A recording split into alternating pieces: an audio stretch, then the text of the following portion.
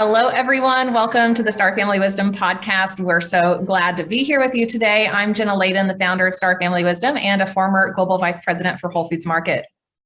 And I'm Sinéad Willihan, the Star Family Wisdom podcast co-host. Also so glad to be with you here today and very much looking forward to this conversation we have ahead. We've got the amazing PMH Atwater with us today. She is something else, Jenna, don't you think so? She's just like a great thing. My goodness. She is, just a spark of joy. Like her laugh is so adorable. Yeah, she giggles and screeches and says, "Oh, I love it." You know, whenever she's talking about something, I just love that. I love her enthusiasm and her just joy to be. It's so apparent in her personality. She also said during her interview with us that we were asking her questions about her research in life after death studies, near-death studies, and life after death studies, which she is an expert in for several decades now. We were asking her for some details about her work, and she really kind of came around to that by saying, "I am my work."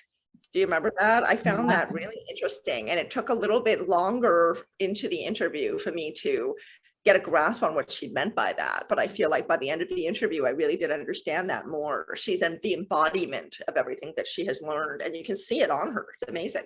Yeah. Like she wears this aspect of herself, this wholeness, I guess. It's this wholeness that she has created throughout her life through this research and through her breadth of experiences. Like I have never heard of someone with this many experiences: near death, future memory, synchronicity, just all sorts of supernatural stuff that she has been able to, through, her years and years and years of study and living, has just fully embodied this understanding of the universe and who we all are, who she is. And yeah, it's so interesting to see how she lives it and how she brings this very kind of different lens to the near-death experience arena.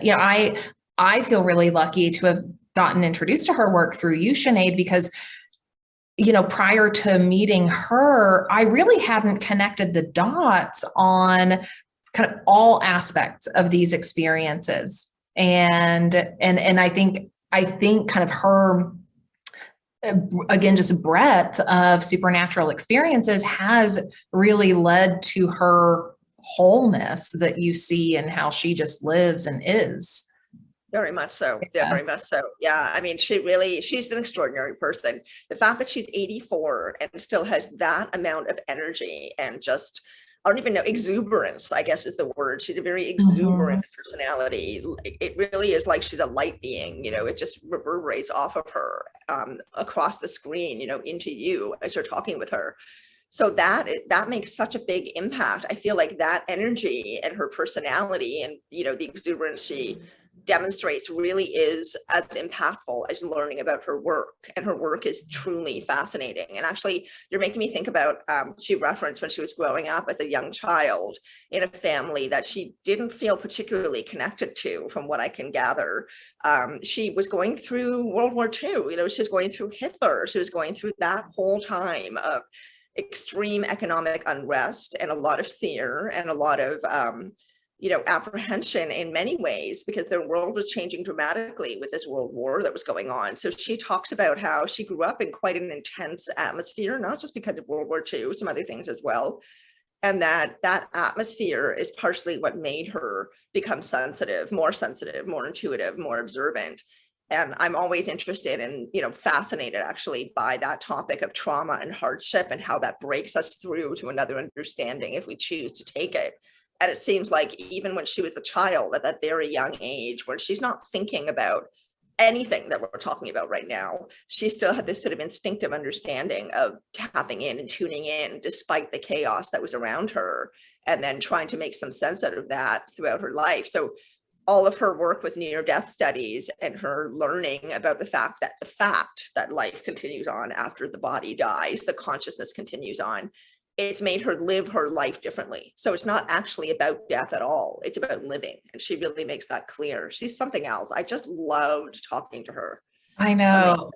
I'm glad you brought up aspect of her journey also having included trauma, because I think, we see these people who are joyful and exuberant and, like spreading the light in the way she is now. And, it's hard, or it's easy, I guess, to forget, right, that there's been a whole journey that led to where she's at now. And I think it's such a cool opportunity for us to be able to learn from someone that has reached the point she's reached in her life, having had so many books published, and again, having had 18, a huge amount. And so again, so many of these supernatural experiences that have happened to her, we can learn so much. So it makes me think about what you were saying regarding her time period when she was growing up, and how just critical that time was,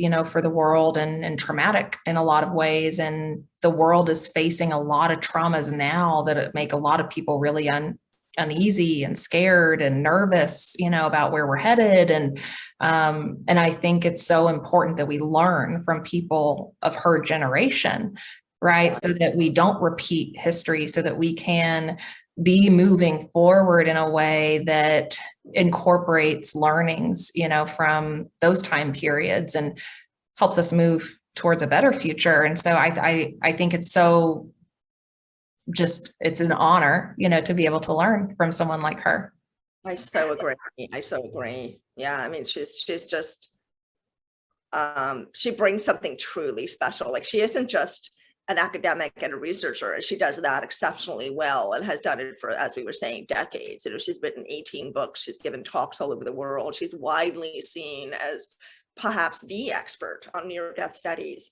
But the way it is true, the way she embodies everything that she has learned, she's really integrated it into who she is. And what you're saying about how we need to learn from the past reminds me of Albert Einstein, that really famous quote that he uses, or that he used. We cannot solve problems by doing the same things over and over and over again. It doesn't make any sense to do that. Or the definition of insanity is doing the same thing again and again, expecting different results. And human beings really do seem to operate like that a bit. We don't always learn because we don't always integrate what we've learned. We don't always sit with it in the way that we really need to. And Joan has definitely done that. Her whole life has become about what she has learned. And I think what she left us with was that love is the most important thing. As anyone who is wise and in this field knows, it all boils down to love, and that is the ultimate force we need to be practicing in our lives. But of course, that's incredibly hard to do. And so when you have the opportunity, like PMH did, to meet her husband, who she talks about with such adoration and love, and just, you can tell he really is the love of her life, and she's still in love with him, and he's still in love with her. And I mean, yes, it's incredibly romantic and sweet and heartwarming, but it's also really profound, that kind of love, when you meet a partner like that, and you're somebody like PMH doing this kind of work.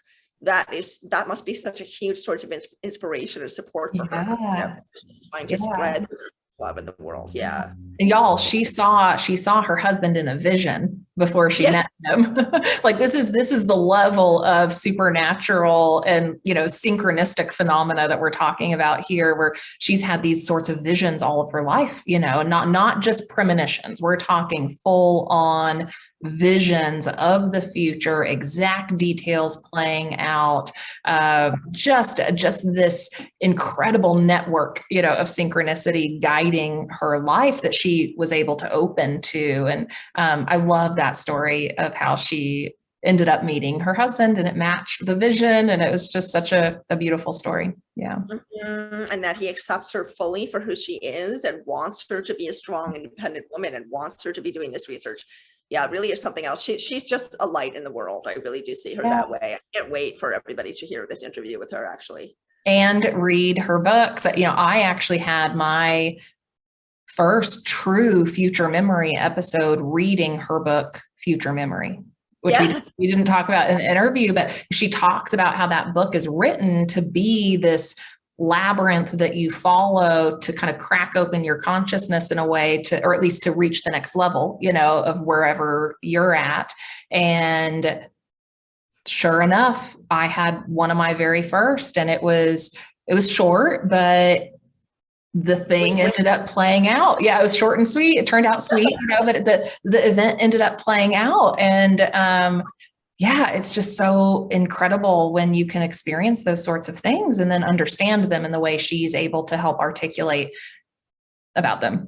Yeah. Yeah. I mean, even just the labyrinth example you were just using, she really emphasizes in the introduction to that book that it's very deliberately, specifically designed specifically as a labyrinth. And I love that she used that example because there's so much meaning to be found in these patterns, around the world of how people connect, how they gain wisdom, how they gain knowledge. So I think of the labyrinth, I think of the Fibonacci's ratio within the spiral. Yeah. I think about, the mandala in Tibetan Buddhism, Yes. or forms of Buddhism. These are all forms of maps or labyrinths. And, there is this fabric to our reality that is somewhat mapped out for us. And she doesn't really go into that as much, but she talks about these examples of, how we know that we're here to live a purpose, how we know that we have a path to be on, how to be able to recognize those signs and then follow them.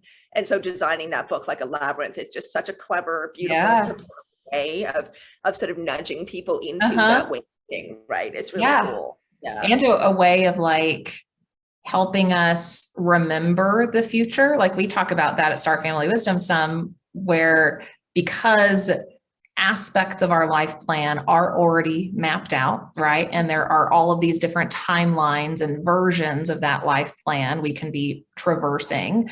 It is possible to remember, quote unquote, remember the details of those future events before they then play out in your life.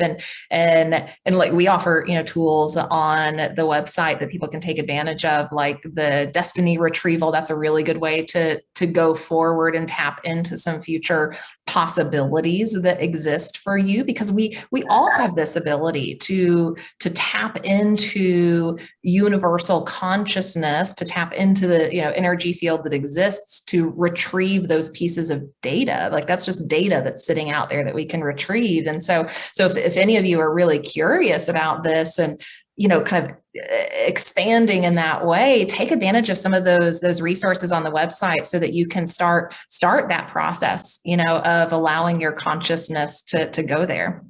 Yeah. It's all about kind of allowing yourself to travel, right? Without getting on a plane or a train or a bus or a car. You're traveling in yourself, in your mind. And there are ways to do that because our consciousness and our body are not the same thing. People think that our bodies are us and we are stuck in place. That is not true at all. So I fully encourage people also to go to the Star Family Wisdom website, look at the products that we have. We do have really beautiful products designed by you, Jenna, that to help our listeners progress.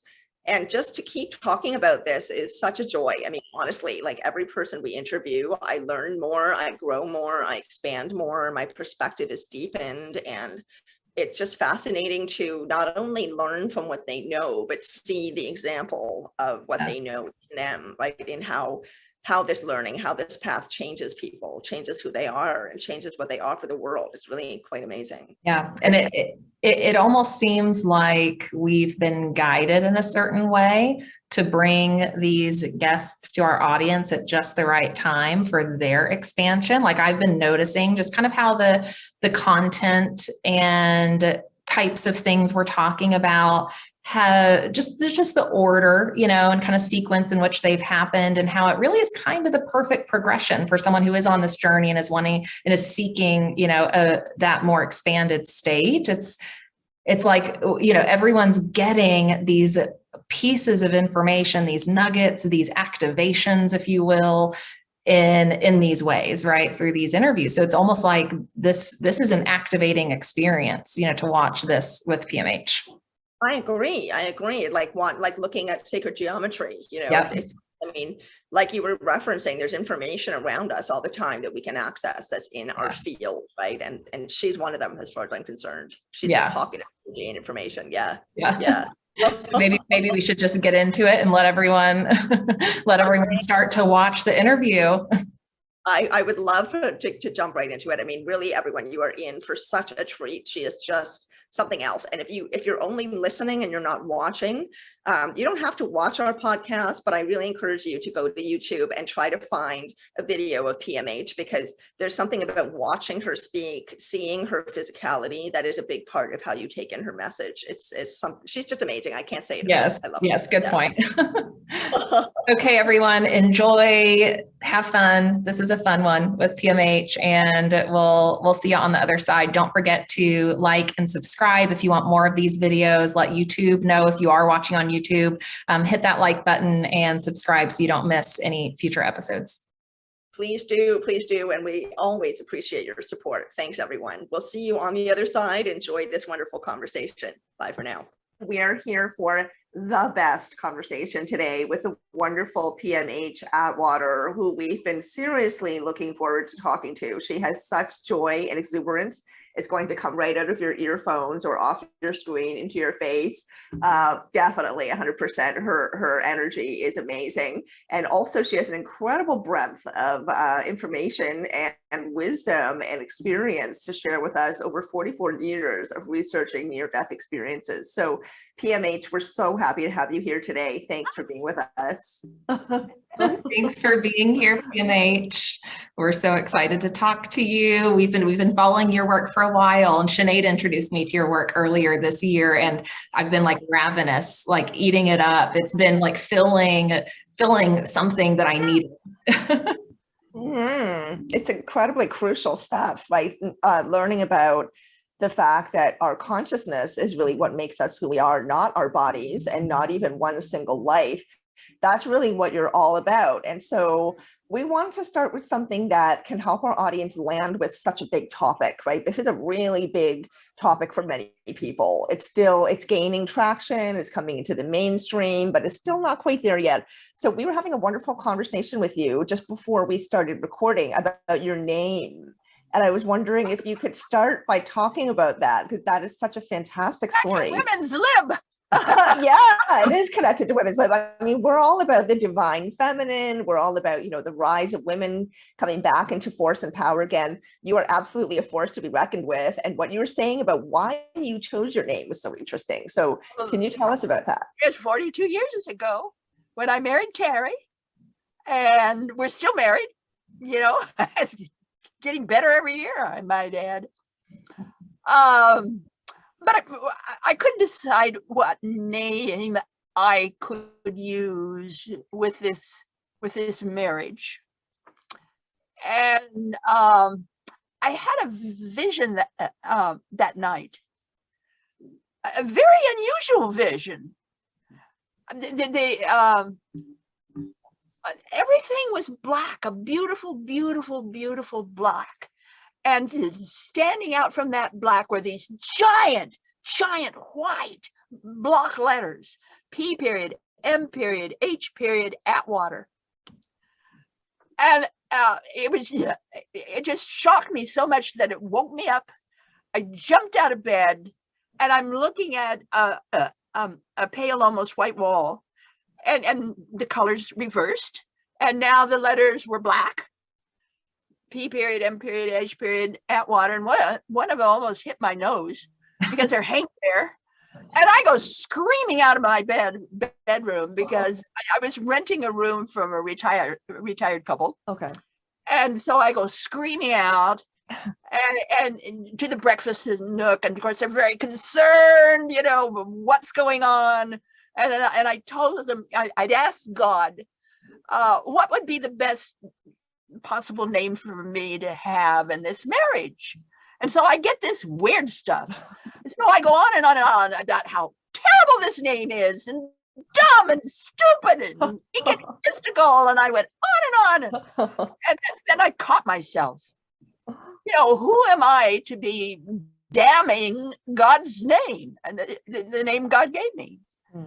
So I shut up, went back into meditation, and I meditated for 9 days on that name. Wow. At the end of 9 days, it felt like I was born with that name. Oh, wow. So, in the marriage vows court and all this kind of stuff, a woman can legally change her name. Yeah. So I filled out all the papers in the court. And after I married, I became PMH Atwater. Only I dropped the periods, but PMH Atwater. Well, it was maybe about 20 years later. And I was sitting down with a group of people, and we were talking about this crazy name I have. And, it just hit me. My work in the field of near-death studies would never have been accepted had I had a feminine name. Be honest. Because what year was this, PMH? What year would have that been? 1978. Okay. So really early. Yeah, really early in the field. That's when I started my research. My first book came out 81, 82, 83, somewhere in there. Okay. And I was doing all kinds of special things, and my papers, in peer-reviewed journals, and it was all PMH Atwater. And, I was getting replies, Mr., and treating me like a man. And it would have never happened if I had a female name. It would not have happened. Mm-hmm. So I had this wonderful name, PMH Atwater. Well, after that first book came out, my first book was Coming Back to Life. That was the very first one. About that time, my husband and I were looking for a place to live. We were living in a little apartment. We wanted a house, and we didn't have any money. So he was off on a trip, and I was with my sister had come from Idaho. I'm an Idaho, by the way. I'm a Western lady, you betcha. Well, yeah. So my sister and I were looking for a home, and couldn't find anything at all, nothing that we could possibly afford to buy. And finally came across this very nondescript little townhouse. And the realtor was with us, and we went up to the doorknob. And the minute I pressed that doorknob, there was writing on the door. I mean, you can call it spiritual writing, you can call it whatever you want it, but to me it was very clear writing. Wow. Saying this is it. Oh, wow. Wow. Went in there, and there was an older couple leaving, and looked the place over, and it could use a little help, but it was good. And we left, and a younger couple comes in, and I knew they were going to outbid us, but we got the house. They did outbid us, but we still got the house. And I said, why? And the older lady said, well, I knew you'd love this house, and we love this house, and we want this house to continue to be loved. Oh. So that's why we got it. But you go through the loans, and we found out about this a month later, because my sister said, you'll never get a loan. You'll never get a loan. Because we didn't have any money. So the story is from the biggies. The story is that Monday morning in Richmond, Virginia, at the official loan place, and the lady's door is open, and she has this big pile, and she has to go through to decide which loans they'll take and which they won't. Ours was the first on top. Okay. Now remember, the door's open. She opened it up, saw my name, said, PMH Atwater! She's famous! Approved. Wow. Never read a single page in that report. Not one. And we got it. And we're still here. But that name, it's just been, I mean, who in God's name would ever think of a name like that? But God did think of it. So That is amazing. That's amazing. Jenna. and this is like one of those examples. You've written about just millions of them in your books, but these examples of being spiritually guided, after you had your big awakening experiences through and I want to maybe just backtrack for the audience and talk a little bit about how did this start, because when you have these visions and you get guided in this way, it's really profound and it changes your life forever. So how did all of this start for you? I'm curious too. I died. That's yes, you died several times. Yes. I died 3 times in 3 months in 1977. Unbelievable. We call it the sledgehammer effect. Wow. Yeah, 3 times in 1 month. I had been raped and became pregnant, miscarriage, and lots of complications from the miscarriage. And that's what killed me.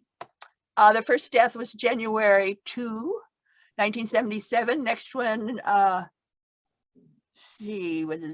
January 4, so it was 2 days later. And then the third one was March 29, I believe it was. And then later that fall, I had 3 major relapses, including adrenal failure. So in my actual experiences, it was in my third one that I heard what I called the voice like none other, because I didn't know what else to call it. I wasn't like a guide or a guardian or an angel. It wasn't any of those kind of voices.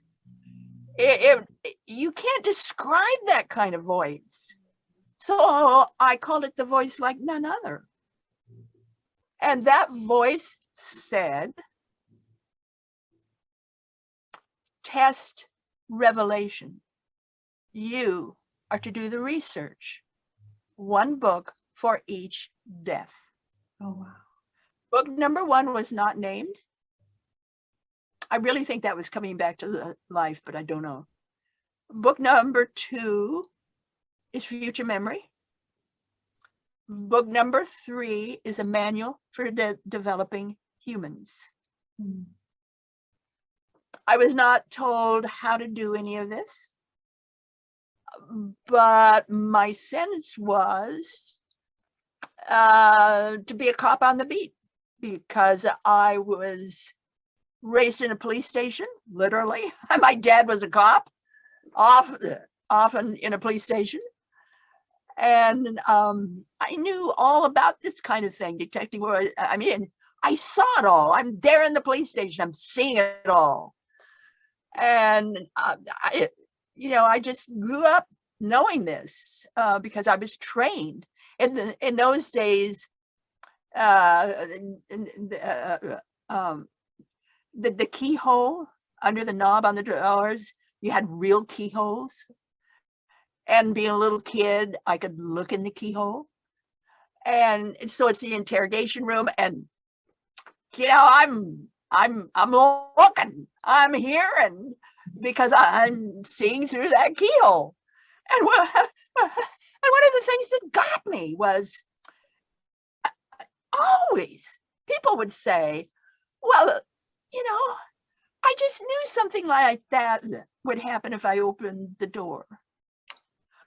Or I just knew something like that would happen if I got in the car and went on this trip. And me being the little kid listening and watching it, I'm saying, all adults are stupid. Why don't you listen to what you're hearing? If you're told not to do it, why do you do it? So I just decided all adults were stupid. Have you changed your mind? Well, kind of. Yeah. So, I was trained in police work, watched it all as a kid, and was sometimes involved. Sometimes my dad, if I'm sitting in the police station waiting for him to take me home during his coffee break, sometimes something would happen during the coffee break with me in the police car, and he'd have to take the call. So my introduction to life is not a TV set. It's a cop windshield. Wow. I'm looking through the windshield and I'm seeing all this stuff, beatings and all this kind of stuff. This only happened once, but we went around a corner on 2 wheels, and Dad would say, hit the floor. Well, I knew what that meant. I hit the floor. So I got to all the, I was raised with the real stuff. Mhm. We didn't have TV sets. So you're raised with reality and the way things really are. And, from Twin Falls, Idaho, I was born near that huge Snake River Gorge. So my life, my joy was being on the edge of things, climbing those canyons, being on the edge, going over to Shoshone Falls, which is higher than Niagara, and being on the edge of the cliffs. And I loved that. I loved being on the edge of things and looking down at the gorge and, one false step and, 200 feet or more on the jagged rocks and the water, making its way Snake River to the Columbia. Sun-baked deserts and wonderful canyons. And I just loved that. I just thrived on that. And Southern Idaho, most people don't realize that your wonderful potatoes, Idaho potatoes, they're raised on volcanic ash. Oh, Right. Most of Southern Idaho is extinct volcanoes. Most of it. My gosh, I read somewhere, but I don't remember. Yeah. That any of them, none of them are alive, right? They're all dormant volcanoes, from what I recall. They've only they're all dormant. Yeah. Wow, what an adventurous life already, and you're barely 10 years old, and you're riding around in cop cars and seeing all kinds of things. That's incredible. Well, that was my life. And so my book I'm calling Edges, because I was always on the edge of things. Always on the edge. So that took you right to where you are now, which is on the edge of, life and death in a way, right? That's really your viewpoint right now, is that in-between world between the two. You have an interesting vantage point, because you've got so many decades of work in your death experience and your own several death experiences, like actual dying experiences, not just near death, but actual death. Coming back from that. You're one of a kind. And so, we really want to impart that to the audience as much as possible, which is so hard to do in a podcast. It's difficult to do, because we could talk to you all day. We could probably talk to you for a year and still not be done. Your life is fascinating. So you started off as this really sensitive child, obviously very adventurous, wanting to live it on the edge. And I just knew things. You just knew things. So how old were you when you had your first near-death experience? Oh, how old was I? That's 1977. 77. So okay. I was probably 39, maybe. Okay. But you had always been sensitive, sort of intuitive. Oh my goodness, yes. I to the point that I wanted to get other people involved, teach other people. So I started Idaho's first nonprofit metaphysical corporation called Inner Forum, and had a kind of like a little magazine, brought in speakers, experiments, you name it, we were doing it, ghosts, all this kind of stuff, to the point of thousands of people I got to the point where I could put a pen in my hand and tell it to roll over, and it'd roll over. Oh, wow. All of that was old hat for me. Seeing ghosts and talking to them, and de-haunting houses and all of that. For me, life has always been alive. All parts of life has been alive. The rock, the bush, the dirt, the soil is alive. I was trained by the spirit keepers of Idaho's canyons. It's just everything has been alive, and for me to have. For me to face that point where it's all dead, it's all gone, I'm dead, and to go into the void and beyond.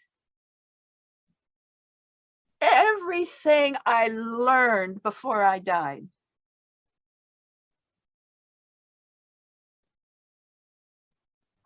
vanished, gone. I had to relearn how to crawl, how to stand, how to walk, how to tell the difference between left and right, how to see properly, hear properly, and rebuild all my belief systems. I went through a year of that. Fortunately, I had some friends of mine who wanted to take me up to Seattle, Washington, early part of November.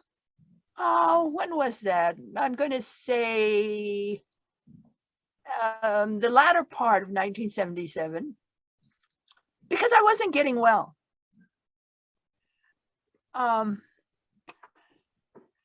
The only thing I could say that made any sense was God is, and I'd chant it. Because my children made no sense to me. Life made no sense to me. My job made no sense to me. I was a bank analyst. Nothing made sense to me. So were you conscious at that time of this experience of thinking to yourself, nothing makes sense, or were you just in a kind of cloud of confusion? I was not in a cloud. I was in life, and nothing made sense. To tell you how extreme that was, I would get a can of food. I would open it up with a can opener. I would get a saucepan. I would empty the food into the saucepan, and I would put the can down. And I'd put the saucepan on the stove. And when it was a certain temperature, I'd turn it off, and I would empty that saucepan into a dish. And I'd look at it, and I'd think, what's that for? Wow. What did I do all this for? Everything lost meaning. And I had to gain it all back. How did you do that? Constant exercises, friends that were willing to help me in those exercises, but sheer determination, just sheer determination. And then in November that year, the Mind Miraculous Symposium at Seattle Center, my doctor got up at 6 a.m. Can you imagine a doctor doing that to give me injections so I could be taken like a babe in kind of like a van, lying down all the way up to Seattle? So by the time we got to Seattle, I was a human being again, and I could stand up and I could think, and I was a real person. And I went in, sat down with everybody else. And this incredible physicist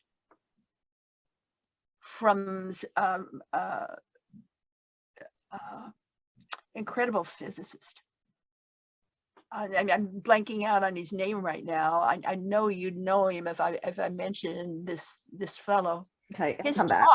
his talk was the eternal now. And I can't, his idea was that everything happens in the same place at the same time. That now is eternal, and it's at once. And can't remember a thing the man said, but at the end, he showed he showed a drawing, physics, mathematical drawing of what he felt the eternal now looks like. Oh, wow. And it was exactly what I saw in my third near-death experience. Oh, wow. And I ran from that auditorium and collapsed under a wall light. And I was on the floor rocking and saying, I'm not crazy. I'm not crazy. He saw it too. I'm not crazy. Wow. And that was what was blocking my getting well, because I thought I was crazy. Yeah.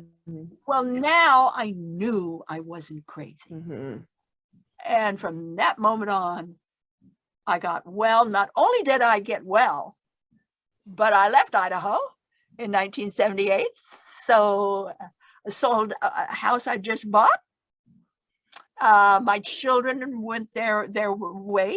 The youngest decided to live with her father. My daughter decided that she wanted to live on her own and go her own way. And my son went off. He joined the Coast Guard. So I left. I left Idaho. I did exactly what I felt I ought to do. That sense of what I needed to do. And I was supposed to move east. I was supposed to sell my home and everything, and stuff only what I could put into my little car. I had a little bitty car. I called him Herbie. So I stuffed everything into Herbie, and away we went. And I was supposed to live with cousins in Reston, Virginia. I'd only met them once. And sure enough, I made my way across the United States all by myself and wound up in Reston, Virginia. And by golly, I wasn't there but a couple of months. Found a job at the Electronic Industries Foundation on the corner of 20th and I. And that place fascinated me. I loved architecture. Fascinated me, and all these free things you could do in Washington, D.C. I just loved it. I caught Potomac fever. I just love this place. And my first talk that I gave on my experience, you're gonna love this, was at a police station that had a big room for the community if they wanted to do anything. And so it was perfect for me. I was at a police station, so I talked about my experience, and a woman came up after me. Afterward, with stars in her eyes. She said, "Oh, I wish something like that would happen to me so that I could have an experience like yours." And I was just thunderstruck. I can only imagine. I must have done something wrong. I felt so guilty. And I never talked about my experience again for decades after that. Oh, wow. Oh my gosh. Because I felt that, this isn't right. because there are lots of ways of getting experiences, like, out of body experiences, what have you. How dare I talk about it in such a way that a woman wants to die to get it? Wrong. So I didn't, but people around knew this happened to me and invited me to give talks about the experience itself, that is to say, the near-death experience. And I could do that, and that's how I began my research. Okay. That's invariably, wherever I went, there were people there who went through the same thing, and afterward we would get together and huddle and would talk about it, and I would always watch them. A good researcher does not just ask questions. Wrong. No, never. You are watching. What do they do with their shoulders? What do they do with their face? What are they doing with their hips and their legs? What shape and, what's going on? You're watching the body as well as listening. And you never say very much at all, except what happened to you. That's all you can say. What happened to you? It's like a good cop on the beat. There's been an automobile accident. A good cop can only go up to the person and say, what happened here? If they say car, if they say crash, then you can say car or crash. But you cannot say that before they do. You lead them. Right. A good researcher never leads the person you're interviewing. So So when you were talking about all of this, like, you're sharing your experiences with people and you're learning along the way about how to do that and how you want to do that. So how were you doing that eventually, when you got to a point of feeling like, okay, now I know how I want to talk about this. Now I know the best way, or the most, the way it's going to land the most accurately for the audience. Now I feel like I got my feet on the ground. How were you describing it? Never. Okay. I didn't talk about my experience. Okay. I talked about the experience. So how did you talk about that? Experience. How did you talk about that? How did you talk about the experience? What I was finding. And that I would engage them if anybody in the audiences had a near-death experience or something like it. What was your experience like? So I would always engage them further and further and further. Whatever they would say, then I would build on that. Okay. And you're following patterns, obviously. Right. Well, yes. But more than that, I'm looking for what they went through. And that builds the pattern. But the pattern is built by the individuals. Right. This is a big thing I have against quote unquote scientific research, is it's all based on questions. So the person answers these questions. Nowadays, they're computer generated, so they get it off, their computer. And here's all these questions that they're replying to or talking about. A good researcher never does that. You're leading the audience. You're leading the individual. You're literally leading the individual. So it's one of the little frutzes I have with the academic and scientific community, and they all know it. And they all recognize that my research is all based on the individual, what they went through, and what they can then offer. So from that, I can see patterns. Mhm. Okay. And PMH, So with the children, yeah. so since you've done so much extensive research on this topic and in a very different way than a lot of other researchers, and you do such an excellent job of communicating about that in your books, I'd love to, give our audience just kind of a summary of what are those most common qualities of the near-death experience. What is the experience that happens for people who aren't as familiar with this? Well, please know that not everybody goes through the same thing. Of course not. What I was able to identify is the initial experience. That's what I called it, where a person would just hear a voice or maybe see something, or the living dark or the living nothingness that talks to them, a quick out-of-body experience. Then it's the hell-like or unpleasant experience. Yes, a lot of people go through those. What I think it was 1 out of 7 in my research base or something like that.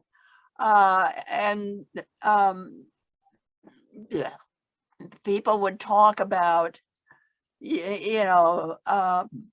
seeing nude people everywhere, or people who are screaming. And let me give you an example of, well, I'll give you an example a little bit later. Then the pleasant or heaven-like experience, where people are met by loved ones, and there's this talk back and forth, and many times go through past life review, this kind of thing. This is very common, even with the unpleasant kind.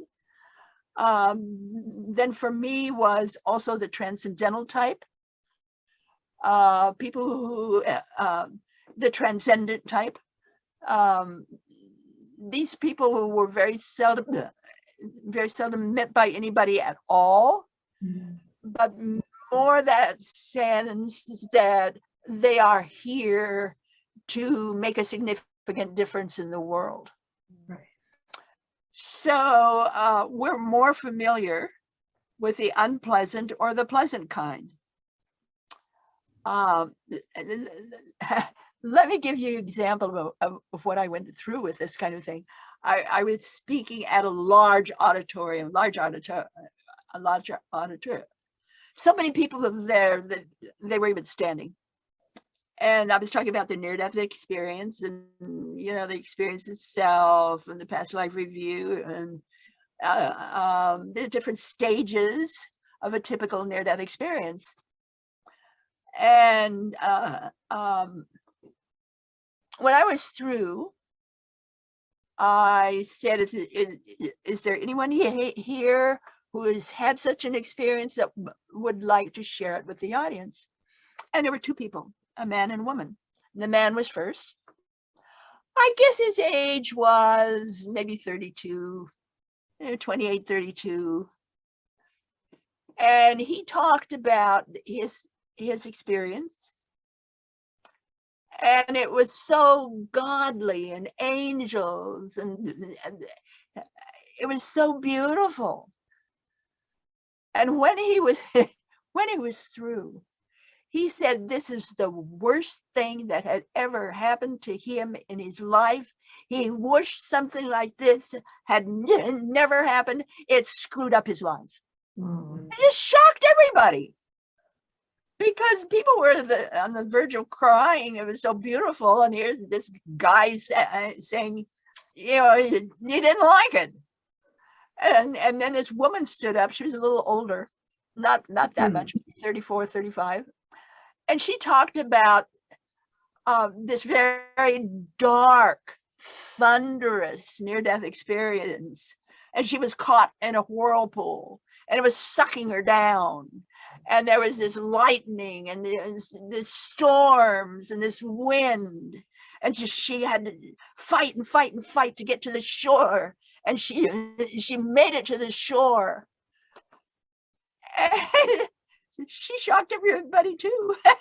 She said this was the best thing that ever happened to her in her life because it showed her she would always succeed.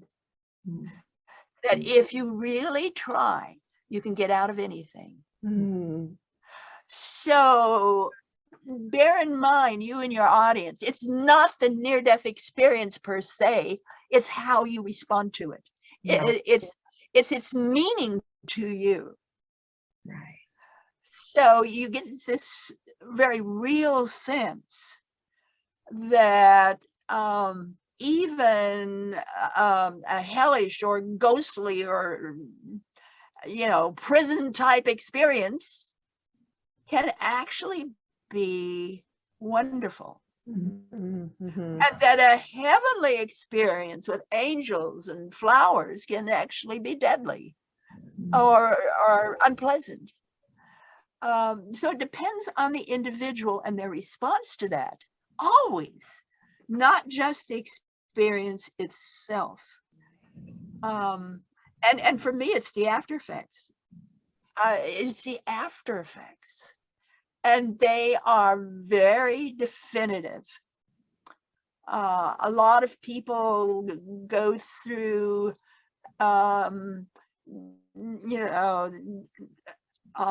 seeing their life pass by. But there's this sense afterward of, for most people, you're more relaxed. You feel better about life. You feel better about yourself. You find a way to handle life. You find solutions to things. Things don't bother you like they did before. If you weren't psychic before, you become psychic afterward. If you were psychic before, you become very psychic afterward. Like you, that happened to you. Yeah. Well, certainly all of us. This sense or desire that you want to do something good in the world, that you want to help people. Many of them become ministers afterward or teachers afterward. Some of them go on to teach new dance steps, that kind of thing. Innovation, like creativity. A lot of them become healers afterward, or teachers or reverends or this kind of thing. And then there's the psychological after effects, and there are physiological after effects. The psychological, we pretty well know. I would say clearly 90%, if not more, come back knowing God. Notice I did not say believing. Belief implies doubt. They come back knowing there's a God.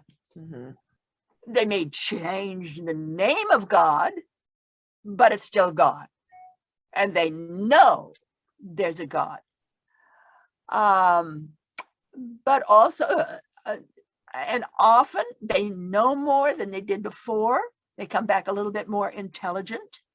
Invariably, in my research base, I'm going to say 60% come back with electrical sensitivity. I'm one of them. So you have to be very careful with things like computers. This idea that you're now electrical sensitive. You have to be careful where you are, what you're doing. I would bring down the electricity wherever I went. I have all kinds of stories about that.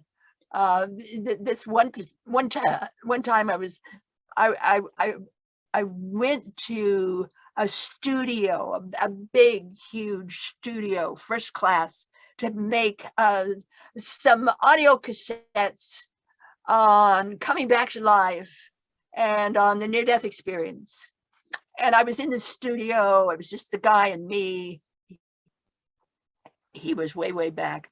And I was in the studio. And so it was at the point of, we're going to record this.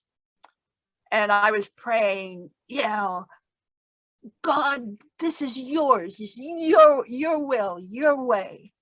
So I start in with what I was going to say that was going to be recorded. It was called As You Die. And all of a sudden there's this big click. And there's no power. And so the guy goes running out the door to see if anybody else lost their power, because it brought the power down, in the whole house, the studio. So he went outside. A lot of other people on that block were running outside saying, what happened to our power? What happened? The guy across the street was a printer. He just bought new equipment. He did not have it insured yet. And he was just, my guy said he was just absolutely glowing. His mouth was open. And he told everybody, I heard a voice in my ear that said, unplug everything you have now. So he did. 5 minutes later was the blow. Oh my gosh. God. I love stories like that. That's fantastic. How many times did this happened to you, PMH, after the experiences? Like, was this just ongoing, like really regularly for years? Ongoing. My office is fixed so that I can operate a computer, and I can do well here, but I have to keep it low. That is like 10, I don't know, decimals or something. I can't go up to the new speeds at all. Okay. Because if I do, it literally fries my skin. Oh, wow. Oh my gosh. I turn orange. Oh, wow. Oh my goodness. So I have to be careful with electrical sensitivity. Wow. No kidding. Not everybody has it to the degree I do, but most of them do have some form of electrical sensitivity, and they have to be careful where they are. Airports, bus stations, wherever they are, their car, all this thing about the car, this guy's car, the battery went out. So he went over to his car and he healed the battery, went back in. Sure enough, it was fine. That's insane. He could heal his battery. I have not heard healing a car. Stories like that are fairly common.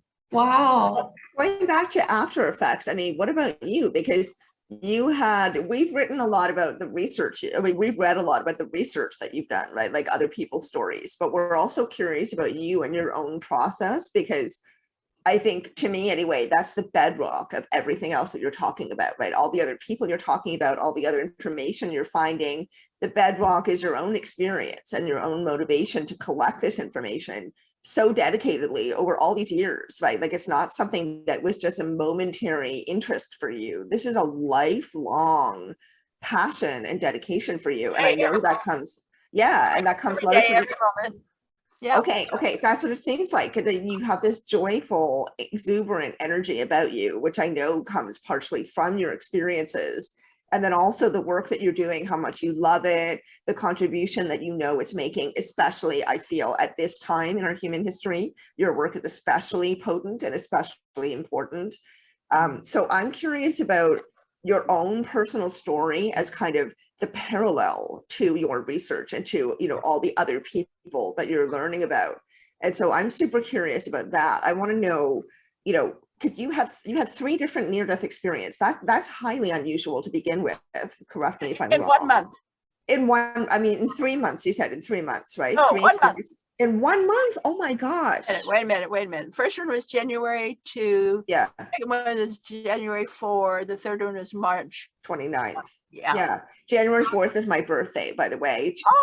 It's January 4th, 1977. That year is my birthday. So you died on my birthday, which is kind of funny. But or I was born during your death. I don't know. But yeah, that's what God is doing. I guess so. And here we are meeting all this time later.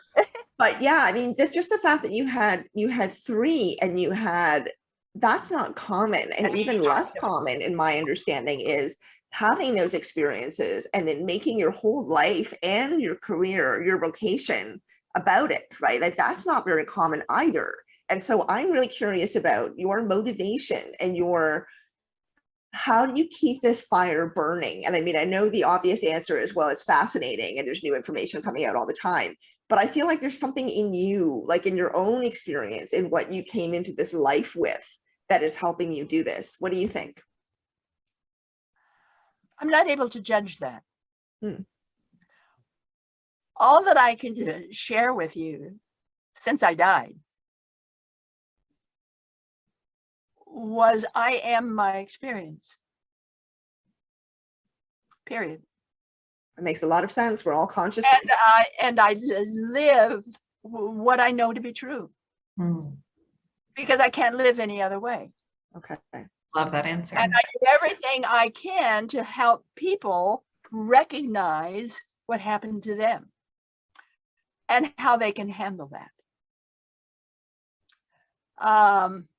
And in that process of doing that,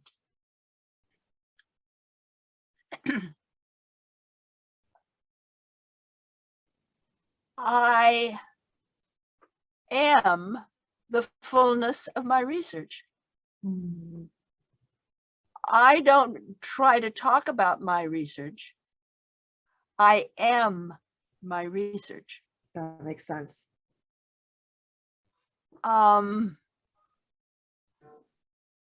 I don't, again, I do the best that I can to encourage everyone to look at what's normal and see where they fit and see how they can handle it.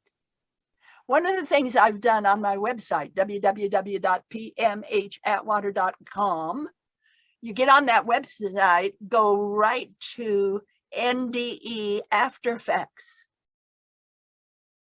And I encourage everyone does, I call it first aid. So first aid for NDEers is on my website, NDE After Effects. And that gives you an idea to see and feel and know what other people go through and how it affects them. Most of them scream. It's not pleasant. You've got other beings in your life, maybe at your bed, eating with you at the table. And that's a screaming event. I don't want those people in my house. How do we handle this? And then, I do the best I can in everything I've written to show how. And the big one is a manual for developing humans. I encourage everyone to get that book. Realize that thousands of years ago, the word for God, the sense of God, that God's voice was Hugh, H-U. Hugh was the sound of God. So human meant God man, God woman. So A manual for developing humans helps you to be who you are. You were born to be this incredible, wonderful miracle. Mhm. And it's all in the book. I tell everyone who's had a near-death experience, please, the first thing you do is relearn how to speak and how to think. Forget about the old stuff. Relearn it. Right. And that book Retraining. teaches you how. The book teaches you how. Mhm. Because you don't speak the same way, you don't think the same way anymore. Mhm. So you've got to relearn that. That's a beautiful way of putting it, PMH. There's a different language. You've got to see and think differently. Yeah. That's where you begin. And then from then you can develop in other ways, but that's where you begin. Yeah, the manual. I love it. You know, I was told to write those books. You know, here I am a researcher. I'm turning out all these books on my material. 18 of them. Yeah, and the latest. Everybody read the Forever Angels, please, please, please. Nobody has really done in-depth research with children like I have, especially kids from birth to the age of 5. These little ones, Mhm. they have no before. Right. You know, you get the older kids, they have a before. Little ones don't have a before. So they're very different. So get that, the Forever Angels, please.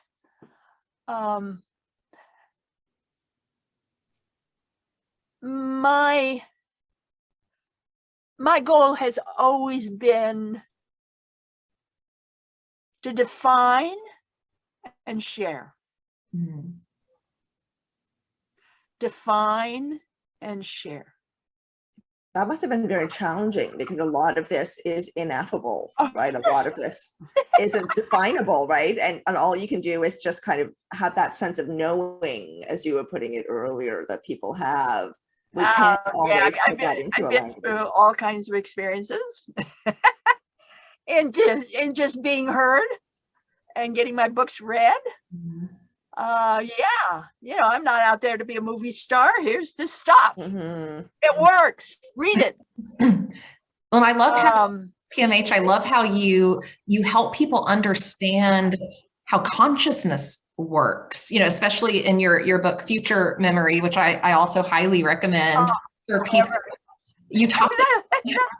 Second book I was supposed to write. You talk about conscious, like the path of understanding consciousness and how it all works as being this labyrinth. And you write the book as a labyrinth to take you through this process of expansion. Let's stop right there. The book is engineered. It wasn't just written. Mhm. The book is engineered to give you a labyrinth effect. In other words, reading, you can't skip reading the book. From the first part of the book all the way through, you have to read it through. And reading it through is like walking through a labyrinth. It is. Every paragraph, every page is part of the math. Math, folks, is part of the math I use to create the labyrinth effect. In reading the book, it brings you up to the next highest level of consciousness that is right for you at that moment in time. I got the biggest kick out of this one guy. He read it like every 2 or 3 years, you read it and read it and read it. But every 2 or 3 years, he said he always got to bump up, he always got to lift because it's math. I didn't actually think about that. I mean, I'm aware of what Jenna just said, that you designed that book as a labyrinth. I remember reading the preface. I think it's in the preface where you describe that, but I didn't realize you actually use math. That's how did you do that? How? It's a stop beat. And all I can tell you is I was shown how to do it. It's amazing. And the manual for developing humans, that was scary. Oh, that was scary. That really was the first book I ever wrote, a manual for developing humans. And I sent it out. Well, the first of those that I ever wrote was a manual for developing humans. And I sent it out to a whole bunch of people. And they all said, put it in a box. The world is not ready for this yet. Wow. I put it in a box. And it sat there for about, I don't know, 15 years or more, maybe 20 years. It's just, and a good friend of mine died, and I went to his funeral, and there was a big picture of him on the podium, and he came out of that picture and right up to my nose, and he said, "It is time." Oh my God. He knew about the book in the box. Oh my gosh. Wow. So I knew what he was talking about. So I went home after the funeral, pulled out that big box, opened it up. Yeah. Just about kills you. Have you ever smelled something that's been sealed for decades? I actually had to fumigate the house. I mean, it was awful. And I went through that material. I thought, this isn't bad. So I finally got it out, went through it all, and I did not know what to do with it. I had no idea. And I've never told anybody this before. I was here in my office, and standing in my office, looking at the window and looking at the walls. And suddenly the air rolled over.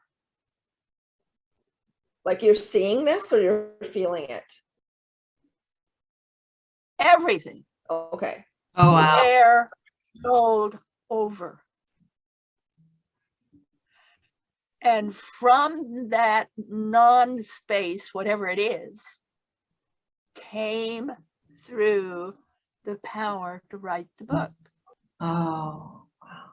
Oh my God. And it was just a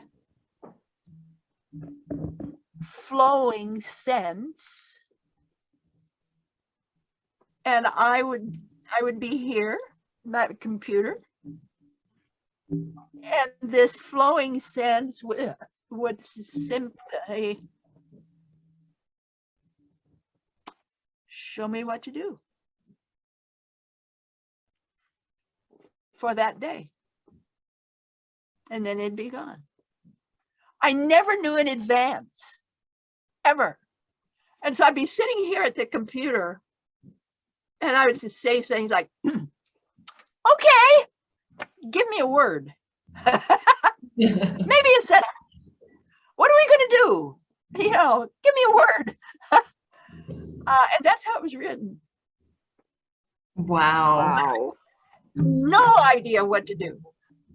And it came through from that, whatever it is, that essence, in and through and beyond air. It was not a being. Not a being of any kind. Okay, so when you say God, I just want to clarify this for our audience, right? Because you're saying essence, you're saying God, but you've mostly said God. So when you say God, what are you talking about when you say that? That which breathes me. I still use the term God, but you don't have to use that term. Mhm, mhm.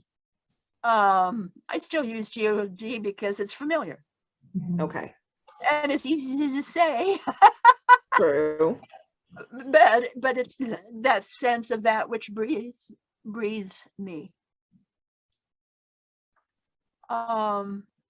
The essence of all that is. Okay. That to me is God. God is not a being, male Mhm, or female. mhm. We forget about that stuff. I don't channel. Forget about that stuff. I just live it. Mm. I am what I am. I am who I am. Mhm. I'm nothing else. Because this sounds deceptively simple, right? I mean, these are the things that all the wise teachers have taught us, right? Very simple things that You are this highest force of knowledge, level of knowledge. Like you just live it, you integrate it. And it's deceptively simple, isn't it? Because there's so much endless depth in these very simple ways of phrasing such a huge experience. It is just that's one of the things that I really like to think about and look at, kind of what you were saying earlier, PMH, about how we need to watch and observe, not just ask questions if we want to be curious about something. You were referencing researchers specifically, but I think anybody who's curious about anything, you want to really listen and you want to really watch, because we listen with our eyes too, right? We listen with more than just our ears. So, and you watch the whole body. yeah, You don't just watch the face. Yes, Watch the whole yes. body. What are they doing with their body? The facial expression. We all dance when we talk. We all dance when we live. How are you dancing? Watch how you move. That's telling you something. I like that. That's a wonderful practice of mindfulness. Yeah. PMH, you mentioned earlier in the interview at the very beginning, hearing that all-knowing voice. And I want to just follow up Sinead's question about God. What do you feel about that voice? Was that the voice of God? Was that you speaking to you? Like, what was that? And what did it sound like? What did it feel like? I don't think anybody can define that.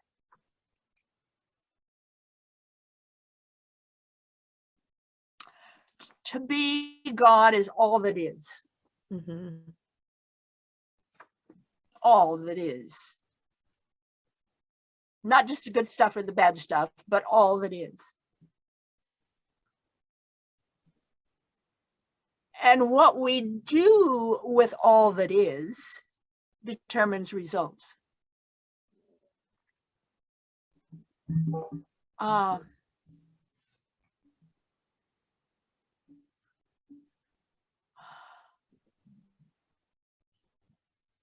Life to me is how I live, what I do, who I am, who are you, everything else. I watch the air, I watch the plants, I watch the colors. What color is the world today? Because that tells me what's going on. What color is the grass? What color is the dirt? What's going on? I did my very first, you're gonna love this. I did my very first research, at the age of 5 with a control group. Very first research with a control group, the age of 5. Because I wanted to know what controlled a mud pie. So I'd had all these little lids and bottles and gadgets and gadgets, and I'd get dirt from all kinds of different places. And sometimes I would put a little water in it and sometimes not, and in the sun, not in the sun. And I wanted to determine what What controlled or made a mud pie? And what I discovered is the sun. It's always the sun. Can you speak a bit more to that? Yes. The sun determines color. The sun determines texture. The sun determines what makes it up. The sun determines the final product. Always. So look about you. Not just a mud pie, but soil or dirt. What controls what it looks like, how it functions, its texture? The sun. There's a lot of interconnectedness. I mean, in your research, that's one of the things that I'm interested in. This is kind of leading me to my next question for you. You're describing a lot of interconnectedness, right? You're describing like not just near-death experiences, but you're describing how they connect to all these other aspects of being alive, right? So people might think you're talking about the death experience or the near-death experience, but you're actually talking more about living and about what it's like to live fully. So is that my question for you? Maybe I've just answered it, but I want to hear you respond. My question is going to be, why do we need to know about near-death experiences? Why are you so driven? I mean, not just in your own self, but for people who are going to read your books. What is it that you feel is the reason for doing this, this work? So we know what life is. You're not going to know what life is until you know what death is. Sorry. I agree. You don't really know life and living. You really don't know love and feeling. You really don't know action and how to live until you know what death is. And can you know what death is if you haven't died? I believe you can. Because you talk a lot about people who have not had death experiences, but have symptoms of them.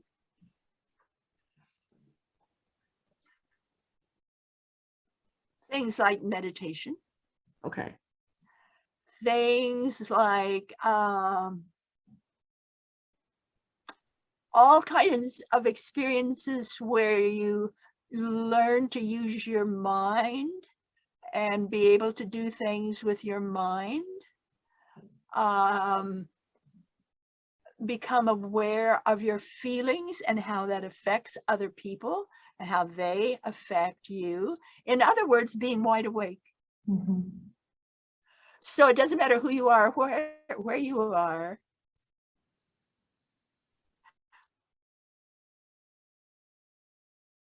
Learning how to wake up, learning how to be wide awake. Okay.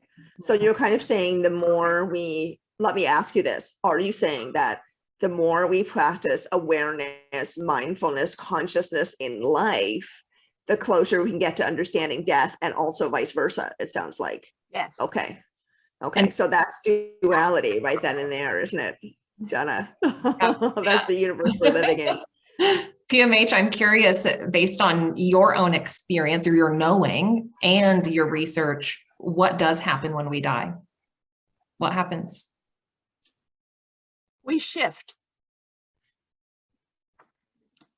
People have you can have a little shift, big shift, great shift, but you shift.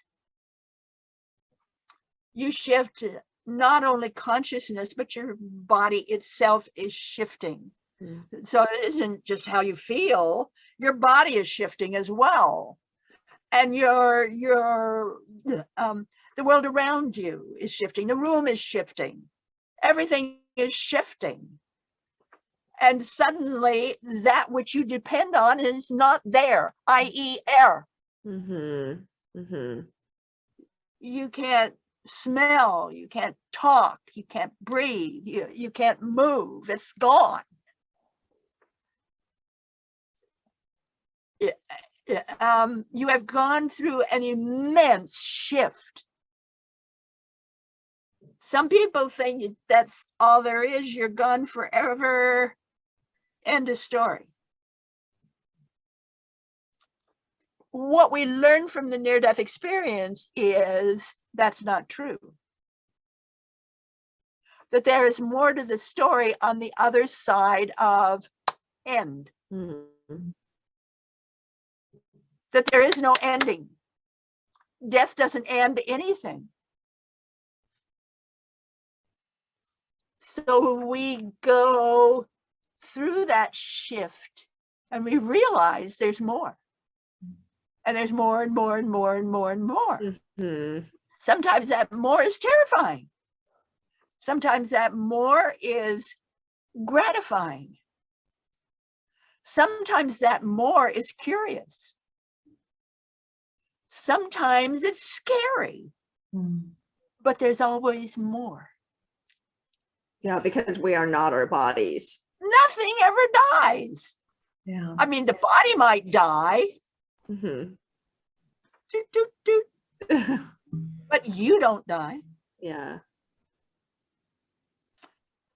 You go on. So what can we learn from the near-death experience?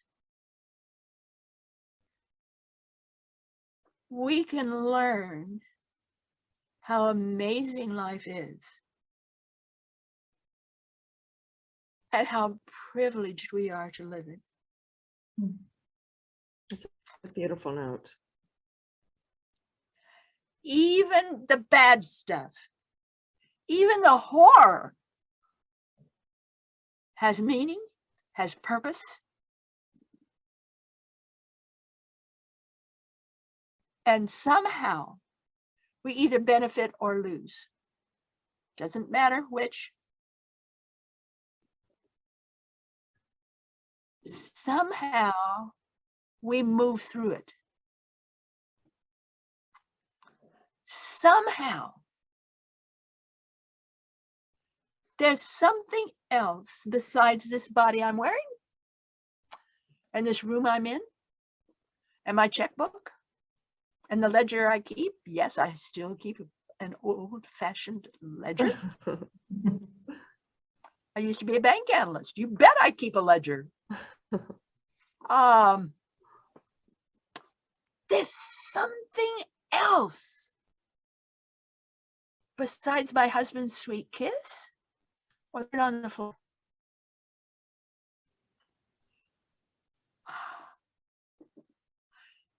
One time I was walking down my stairs and I put my hand on the wall. Wall, can you feel me? And suddenly I was the wall feeling me. Oh, wow. And that was one of the most holy experiences I've ever had. To Well, be the wall feeling me. That different shift and realizing that everything is alive. I don't care if it's dead, it's alive. Yeah, there's energy in everything. And Everything is alive. Everything is energy and vibration. It sounds like your experiences have helped you play with multidimensionality. Like you get to kind of pop in and out of different experiences of reality almost if you want to, it seems like. If I want to, but I don't, I'm very trained. I'm very practical. Okay. And if it doesn't serve a purpose, why do it? Mm-hmm. A lot of people play. I've done that. But hey, I'm now 84. There's some certain things I want to do. So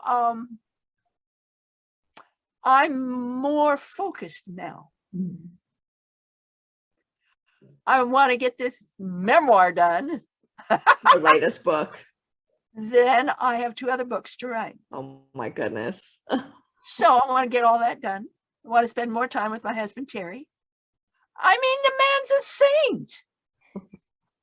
Yeah, I want to spend more time with Terry. Let's see. I have a picture of him right quick. I don't know that you can see it.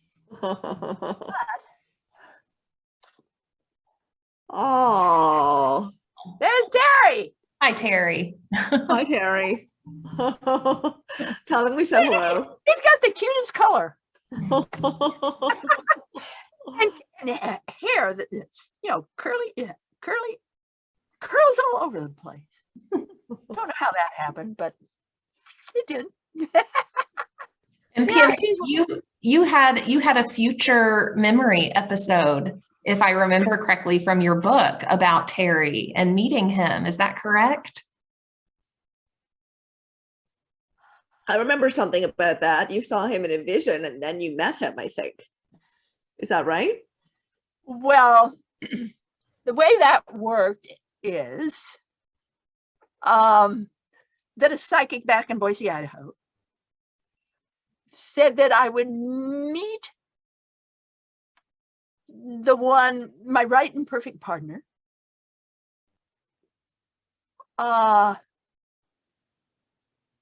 in the coming of rain. I would meet him in the coming of rain. Mm. So sure enough, in Roanoke, Virginia, I was living in Roanoke then.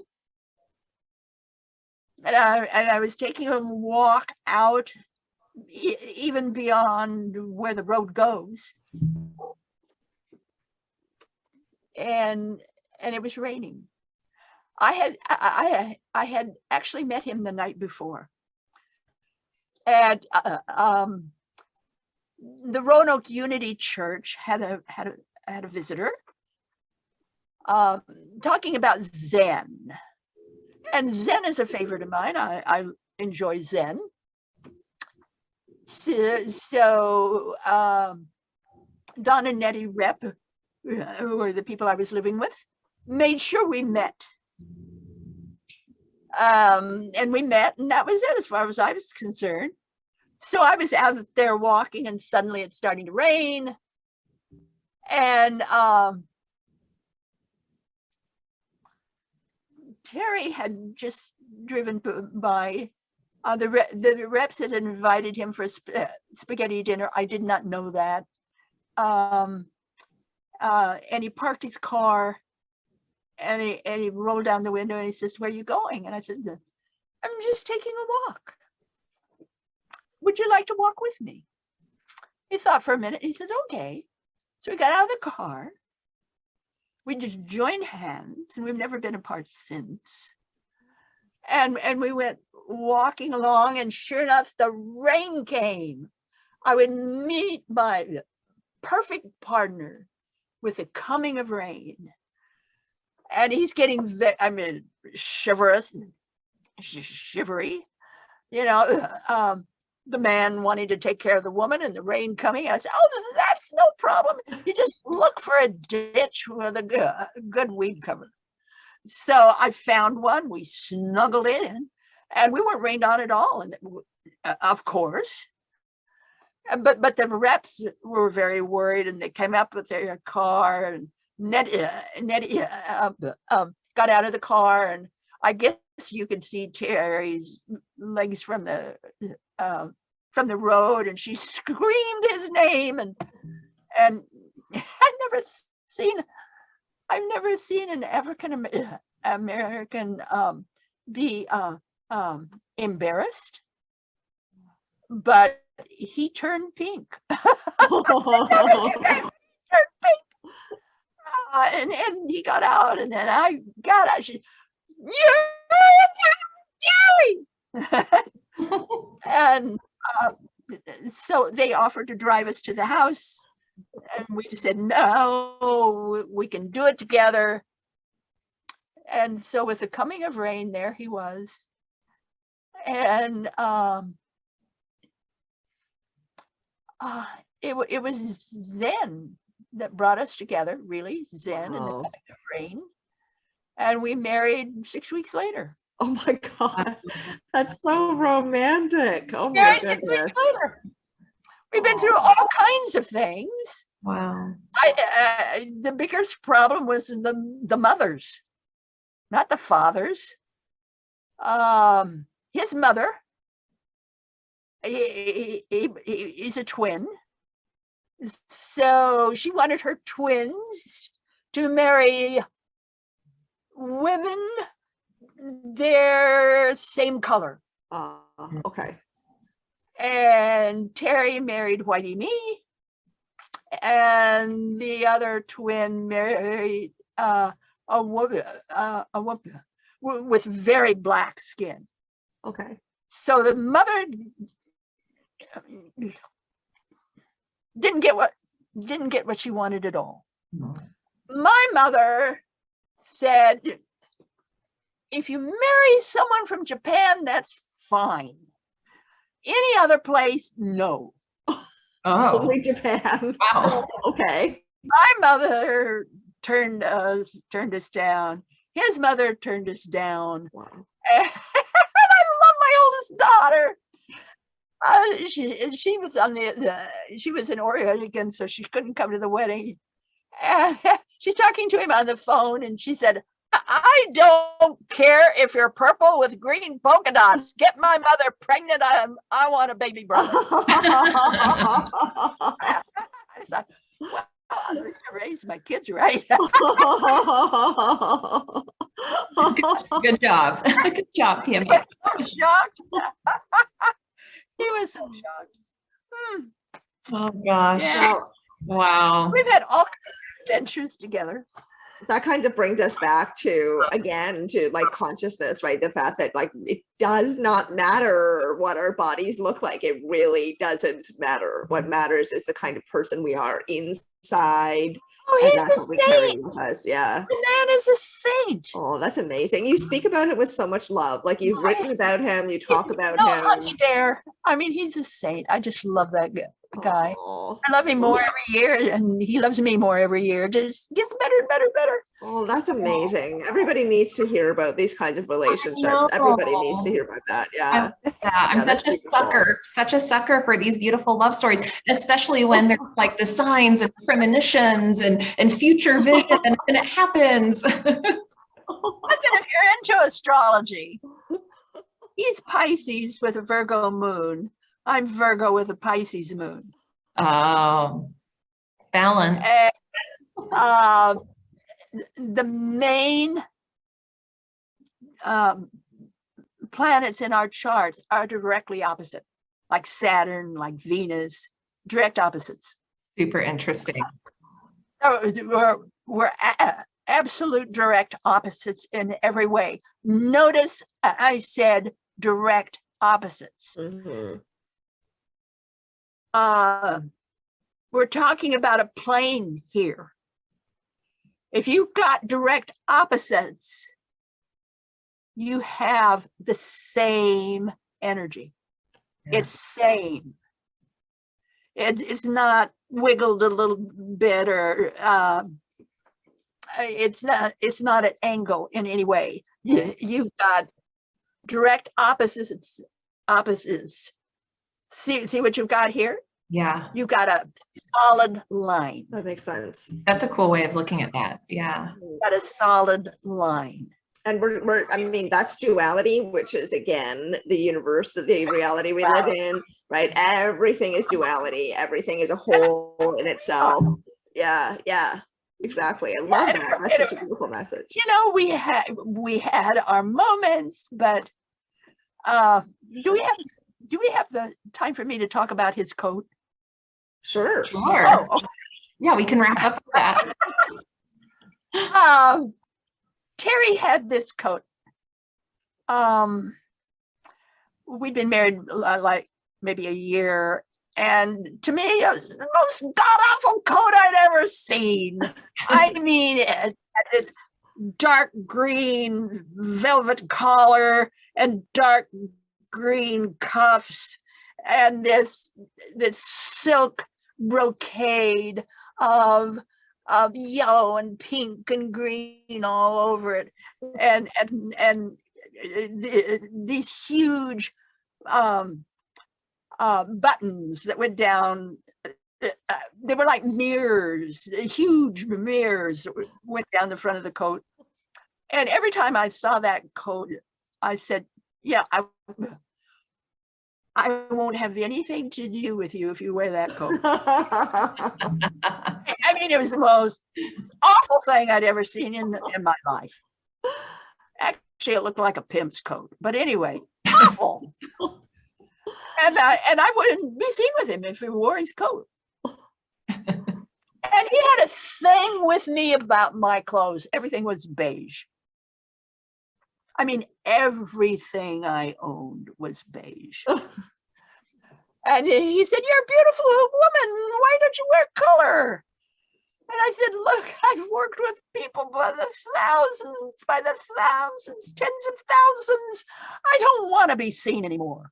Mm. So I was just, yeah, nothing. And I was happy being nothing. And he had all these fancy clothes. And it just, I was away on a job. I came home early. And I said, I've got to do something with this coat. So I went into the closet where I was hiding the coat. And I pulled it out in such a way that, it was still hooked to the rod, but it was facing me. And I kept looking at all that fancy velvet, and stuff. And it was really beautiful. And all these large gold shiny buttons. I said, well, you can really see your face in those buttons. And then I opened it up, and then all French seams. I mean, the most expensive seams you can get in a coat is a French seam, and it's all gold inside. And I thought to myself, this man paid a lot of money for that coat. It really is a beautiful coat. So I took it off the hanger and I danced with it. I danced all over the room. I danced and danced and danced with the coat. And then I hung it back up. And I fixed a real nice meal for my husband, and he came home early, and he just psychically knew I was home early, so he came home early, and I had this wonderful meal, and he started to pick up, a morsel, and I gently took his arm and put it down, and I said, I'd like to make a deal with you. He said, okay. I said, if you accept plain Jane me, I'll accept Nevada Flash you. He thought about it for a minute and he said, okay. So for about 6 months, we never even noticed each other's clothes. And then one day, at the same moment, we were in our bedroom, the closet doors are open. We looked at the clothes in the closet. Terry had given away all these flashy clothes, including the coat. Oh, wow. I had given away all my beige. He now had really tailored men's clothing. I had every color you can think of. And we looked at each other. Aha. You take away the attention, and the tension dissolves. Mm-hmm. Mm. Listen to that. Take away the attention, and the tension dissolves. Mm. And in places, acceptance and being and just letting things be as they are naturally, but letting people be as they are naturally. That's a beautiful note to, I think, start to wrap up on, actually. Jenna, what do you think? Yeah, I think so. I love that. I love that story, PMH. That's really beautiful. Just that, yeah, that thought of finding acceptance allows stuff to evolve naturally. Yeah, It did naturally. that's beautiful. Yeah. We didn't have to complain anymore. We made no comments anymore at all. Mm-hmm. We just went about our living and loving, and it took care of itself. The problem took care of itself because we took the tension away. Keeping things simple, keeping it simple. Yeah. Such a good reminder for us all. Yes. Very much so, keeping it simple, and also at the same time keeping it expanded, because I don't know that you would, many of us can't have thoughts and experiences like that unless we are willing to expand beyond the trained, conditioned ways we're so used to thinking and seeing and being. So to have that more expanded view, unless you're willing to let it be what it is. Yeah. Step away. Beautiful. Step away. That's beautiful, beautiful, beautiful. I love that as our parting note, our parting gift to Yes. our listeners. PMH, you are such a delight. Honestly, you're such a delight, and your work is just incredible. We didn't get heavy duty into it, but I understand why. When you said that you don't really talk about your research, you are your research. That makes more sense to me now that I've had more time with you, and I'm really grateful for your presence and also the incredible work that you do. I'm just going to hold up this one because this is my current favorite, the big book of near-death experiences, the ultimate guide to the NDE and its after effects by PMH Atwater. It's just a wealth of information. That's an encyclopedia of the entire field. It's amazing. And It's just amazing. I gave the copyright to that book to IANS, the International Association of Near-Death Studies. Yes. If you buy that book, all the money goes to IANS to help them further their work. Oh, that's lovely. That is wonderful. That's wonderful. And Jenna's reading Future Memory, and you said we have to read Forever Angels. That is an absolute must. A manual for developing humans. A manual for Get developing on my humans. website and sign up for my free monthly newsletter. Yes. Remember, it's only for the curious. Luckily, we have lots of curious people in our community. So I have a feeling they'll be taking advantage of that. PMH, your research and knowledge and contributions are just incredible. Just thank you for everything you've contributed to all of our journeys and our experiences and how you've helped us expand. And for this conversation, you're such a joy. It's so fun to watch you. Both of you, what you do. Thank you. Thank you. This is so fun. You just brought joy to my day, just being here with you. And I'm so glad to share you with our audience. And everyone, check out the show notes. We've got PMH's links there. So make sure you go to her website. You've got homework. You have at least 4 books to read. If not all 18. Only 4. Only 4, not to mention all the other ones we talk about on our podcast. Just start a reading list. That's really the best thing to do. Yeah, it's like we have a big book club going now. Yeah. Oh, thank you, everyone. Thank you.